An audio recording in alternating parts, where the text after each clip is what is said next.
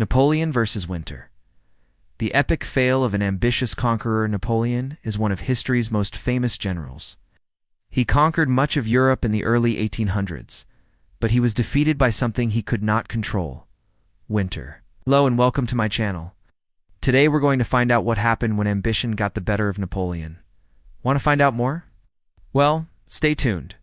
Napoleon Bonaparte was born in Corsica in 1769. By 1799, he had become a general in the French military.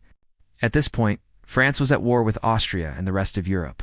As part of a peace deal, France was supposed to return some of the territory it had gained during the Revolution.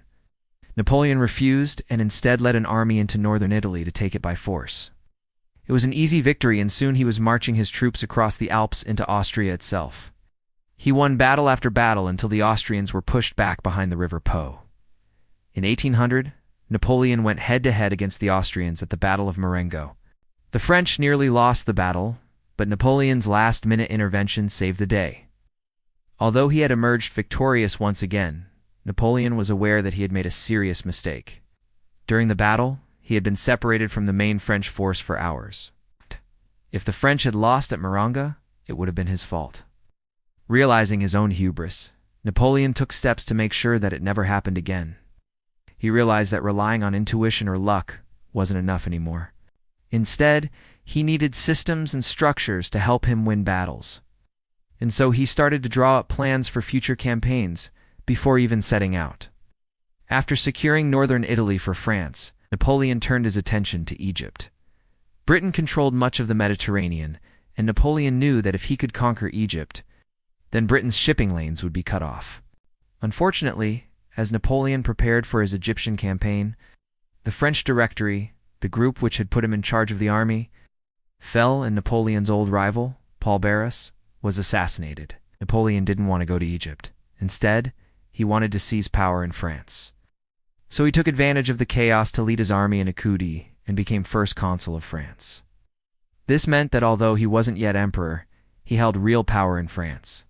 A few years later, Napoleon seized the throne and became Emperor of France. Soon he was at war with the rest of Europe once again. This time he did what he had promised not to do and defeated the Austrians at the Battle of Caransebeș. Once again, he went on to defeat the Prussians and the Russians. His empire stretched from Spain to Poland, and people all over Europe lived under his rule. But as Napoleon grew older, he grew more and more ambitious. He wanted to rule not just Europe, but the entire world. But he also began losing battles. And this was due to a combination of factors. First of all, he wasn't always as prepared as he used to be. Secondly, the armies he was facing were improving. Finally, and perhaps most importantly, there was winter. As the weather turned colder, Napoleon's soldiers suffered. They had no warm clothing or adequate shelter. Sometimes they were forced to sleep in the snow. The hardships of war are nothing new, but the French soldiers weren't properly equipped to handle the cold. In contrast, the armies of the countries that Napoleon was fighting, like Russia, were used to the cold and used it to their advantage. But even though he was losing battles, Napoleon was still determined to rule the world. His greatest and most disastrous campaign was the invasion of Russia. Now, by 1812, most of Europe was tired of Napoleon. They had been at war with him for 15 years. But Russia hadn't signed a peace treaty with him, because the Russians wanted to take over the Ottoman Empire, and Napoleon had blocked them from doing so. So Napoleon marched on Moscow. The French army was huge. There were over 600,000 men. However, Napoleon had made a terrible mistake. He had chosen the wrong season to invade. The Russians had expected him to come in the summer. This gave them time to move their supplies and resources away from the front lines. But Napoleon came anyway. As the French got closer and closer to Moscow, the Russians retreated deeper and deeper into Russia. They kept moving their supplies further away from the front lines. Soon, the Russian villages were deserted. Food was scarce, and Napoleon's soldiers were starving. Things got so bad that people started eating their pets. When Napoleon's soldiers reached Moscow, they found that it was abandoned. The city had been completely evacuated. Napoleon stayed in Moscow for 5 weeks, hoping that the Russians would come back. But they never did. Eventually, Napoleon had no choice but to turn back. he left with only 100,000 men.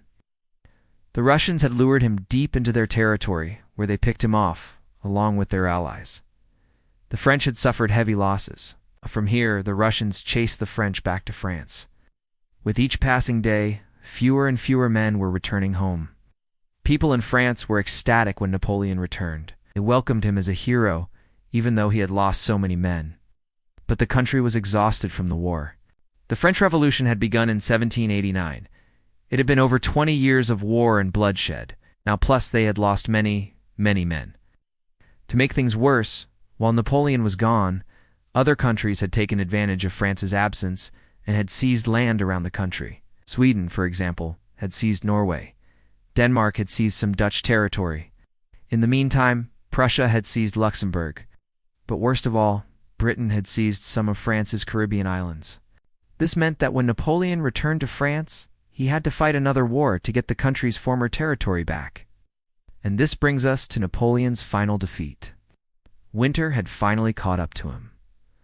The weather was cold and wet. Napoleon's soldiers were starving. On top of all of that, they were wet and freezing. By now, European countries had caught on to Napoleon's tactics. They knew how to deal with the French. They kept their supplies well hidden. They used guerrilla tactics, and most importantly, they attacked the French when the weather was bad. The turning point of the war came in 1814 at the Battle of Leipzig. This was one of the biggest battles in history. Over 600,000 men fought against each other. The French were defeated and Napoleon was forced to abdicate. He was sent to exile on the island of Elba. A year later he escaped, but he was defeated at the Battle of Waterloo. He was exiled again, this time to St. Helena, an island in the Indian Ocean. Napoleon died in 1821. He was only 51. He had been a great leader, a brilliant strategist, but he was undone by his ambition and by winter. It's a common story. An ambitious leader gets too greedy and ends up losing everything. There's another side to this story as well. Napoleon wasn't alone in his defeats. All the countries of Europe had suffered because of his wars. There was no winner in the end. They had all lost men, land, and money. Some of the countries had been at war since 1792. That was over 20 years of bloodshed. But despite the fact that they had been fighting against each other, they had all lost in the end. They had all lost their young men to the harsh winters. So what can we learn from Napoleon? Well, we should always remember that there are forces greater than ourselves. Sometimes we think that we're invincible, think that we can beat anyone.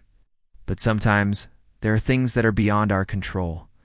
In those cases, we have two options. We can either give up, or we can try to adapt. Napoleon chose to ignore the weather, but he should have adapted to it. Instead, if he had listened to his generals and waited for summer to invade, he might have had a better chance of success.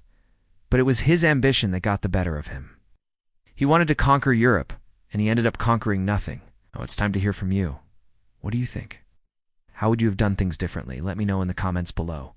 And before you go, make sure to like and subscribe so you never miss an epic story.